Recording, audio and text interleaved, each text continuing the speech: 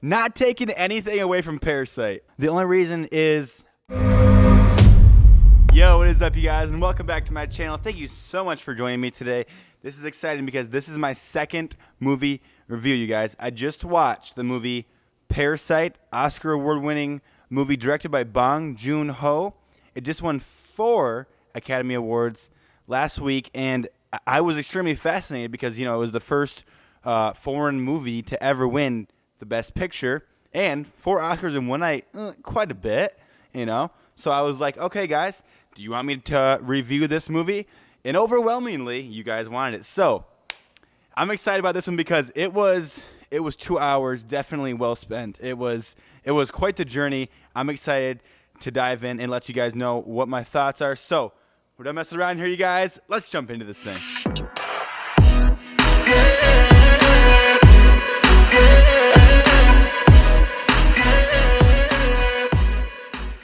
Okay, so first things first, parasite definition. An organism that lives in or on an organism of another species, its host, and benefits by deriving nutrients at the other's expense. Sorry, I'm a bad reader, but you get the point, okay? That's what a parasite is. Okay, so, this movie basically was a story of 2 families, okay? We got the Kim family and the Park family. The Kim family, a poor family, okay. They lived in, like a basement of a warehouse or something like that. Very, low class. They were clearly in poverty, right? It shows like at the beginning they're struggling just to get like Wi-Fi and cell service, so you can tell it's bad at that point, okay? And the year 2019, 2020, you got to have your cell phone. So they're struggling for that, right? And then a man, I think his name was Min, I'm not 100% sure, but he stops by because, he's delivering this big rock, okay, to the Kim family, right? He sees the guy outside taking a leak on their house, they're not happy about it. So he gives him the rock and then tells the child, the boy in the Kim family, about this rich family who needs an English teacher for their daughter. And, at this time, nobody in the family has a job. So he's like, yo, a job? Of course. And so they forge a college degree for him. So he acts like he's very smart. I mean, he is, but, he acts like he has all the credentials, goes in there and starts teaching this girl English, right? And then for the young boy in the Park family is a little bit special, I guess you would say. He dresses up and he plays pretend, like he has a fun life. He has a big imagination, Well, they're concerned about him, so they want to give him an art teacher. And so the boy from the Kim family is like, yo, I know of a lady from Chicago. He calls her Jessica, I believe. Jessica from Illinois. She's a great art teacher. So she comes in, right, teaches them art. So the whole thing is pretty much this family, who's in poverty, tricks the rich family into hiring them all, without them knowing that they're a family, okay? She puts her underwear in the back seat of the car when their driver is driving them. And so they think, well, our driver is a weirdo. So they fire their driver, okay? And then they bring in the dad of the Kim family as the driver. They find out that the maid at the Park's house is allergic to peaches. And so they start putting peach dust in her hair, and she's coughing uncontrollably, and they convince them that she has tuberculosis. So fire the maid, bring in the mom. It's genius, and it's actually like super funny. Like the whole thing, is brilliantly done, very funny, right? And so we have the family, okay? They're all working, right, for this rich family, okay? There's a sudden little part in there where the little boy, the Sung, I believe his name is, he sniffs the dad of the Kim family, and then he says, he smells just like my art teacher, right? And he goes and he sniffs the English teacher. He smells just like the English teacher. No one really says anything about that part, but it's kind of like a subtle little hint that like the little boy, he's catching on, you know? There's something weird about these people, right? The rich family goes camping, and so the Kims, the ones in poverty who are work for them now, they're like, yo, the rich people are going camping. We're going to throw a party at their house. And so it's just them, obviously. It's not like a bunch of people, but, you know, they're in their house drinking, having a good time, just talking about their life situation, right?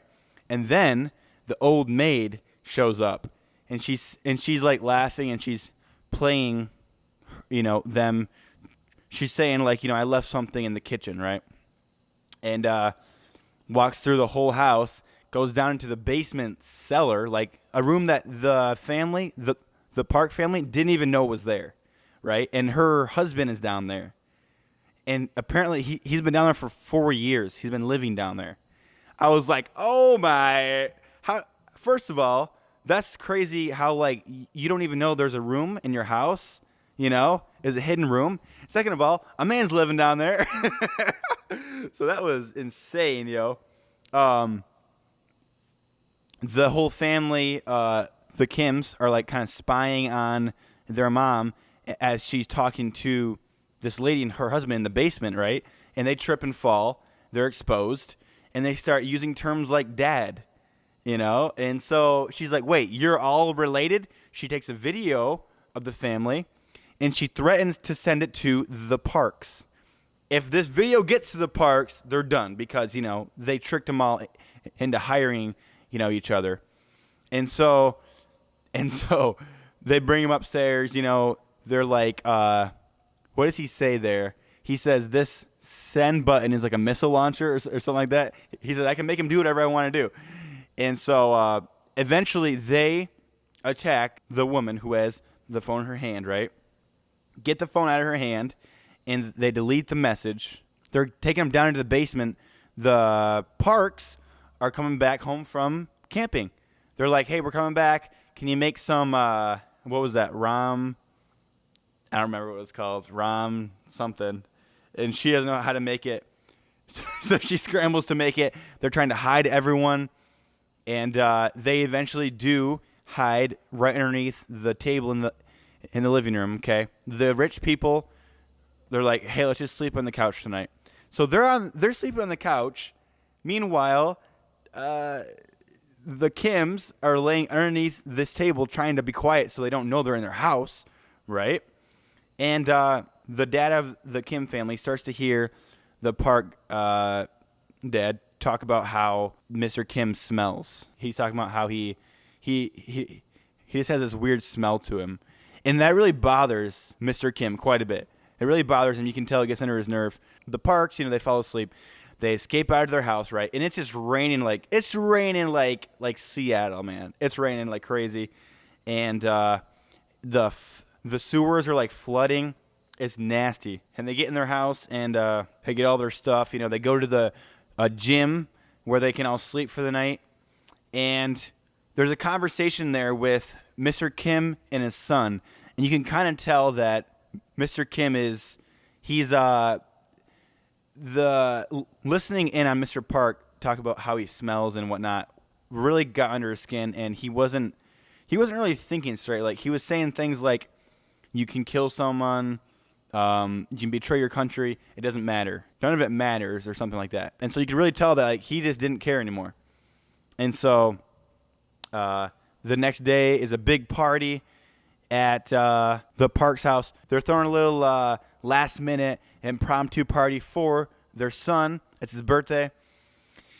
And they have a little surprise Indian attack because, you know, the boy likes to dress up as an Indian. His art teacher walking the cake out. But before this, right, here's the only part I didn't understand, really. I didn't really understand this. The boy of the Kim family, right, goes down into the basement. What was he doing? He had the rock in his hand. Did he feel sorry for the people down there and was like trying to rescue them? Or what was he doing? Because if it wasn't for him, the ending wouldn't have happened. You know what I'm saying? He ruined everything. He went down there with the rock, and he was looking at the guy, and then the guy ended up escaping, okay? The man who was living down there for 4 years escapes. He bashes him over the head with the rock that he had in his hand, okay? So now you got this man who's been living in the basement for 4 years, okay? He's out there and he's looking to kill people, right? And he does. He kills the Kim's daughter, who is the art teacher, right?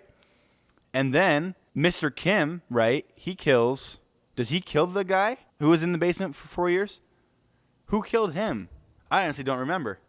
Who killed him? Anyways, Mr. Kim ends up killing Mr. Park. Okay, stabs him. And at that moment, I'm thinking, okay, the only person left in the Kim family is the mom. They're all dead, you know? And so Mr. Kim, we find out that he eventually runs into the basement of that house where the other guy lived all those years, and he's deciding that he's going to be the new guy who just lives down there. And so he's down there, and we find out that the boy of the Kim family, I'm sorry, I wish I knew their names. It's just hard to remember all the names because they're not American names, you know. I'm sorry, but that's just the way it is. We find out that he just had brain damage, okay, and he's going to live, okay. He finds out that his dad is living in the basement of that home through the Morse code, the flashing lights, you know, on the wall. And so he writes him in and tells him, you know, someday I'm going to make enough money to buy the house and we can all live there. You know, you can walk upstairs, you know, it'll be fine. We can all live there together and just live the rest of our lives out. But until then, you know, we'll wait or something like that. I don't remember the last line word for word, but it was like, you know, until then. And so, yeah, it was quite the story, quite the roller coaster. I loved it. So I think the Parasite meaning, and I don't think I'm wrong on this, but I think it's the man living in the basement, you know. He's the parasite, right? He lives off of the people who own the house. And it starts off as, you know, the one guy who's the husband of the maid, and now it becomes the Mr. Kim, the driver, you know. I'm pretty sure that's what it is. So, yo, heck of a story. I absolutely love this movie. Did it deserve to win the Oscar for Best Picture? Yeah, of course. I don't have a problem with that. I mean, I absolutely, dude, like, the movie was flawless. You know what I'm saying? Like, try to watch that movie and say, oh, there's a flaw in there, you know, that's wrong. Dude, I mean, it was incredible storyline, beautifully directed. The acting was great. But if I'm being honest, guys, like, if I was a part of the Academy, right, and I had to rank the movies for who wins the Best Picture, I got to pick Joker. I give Joker the slight edge over Parasite, okay? I've seen all the movies that were nominated, and I would vote Joker number one just above Parasite, not taking anything away from Parasite. I'm not, like, it's the only reason is, like, and I'm not even saying that Joker was a better movie, you know? The only reason is I enjoy Joker a little bit more. And that's probably just because I'm an American boy who grew up watching Batman, you know what I'm saying? And so I just loved that movie. That was probably my favorite movie, like, I've ever seen. Like, I've seen it twice already, and I'm probably going to watch it again. But, like I said, not taking anything away from Parasite, dude. That was such an amazing movie. Well-deserved.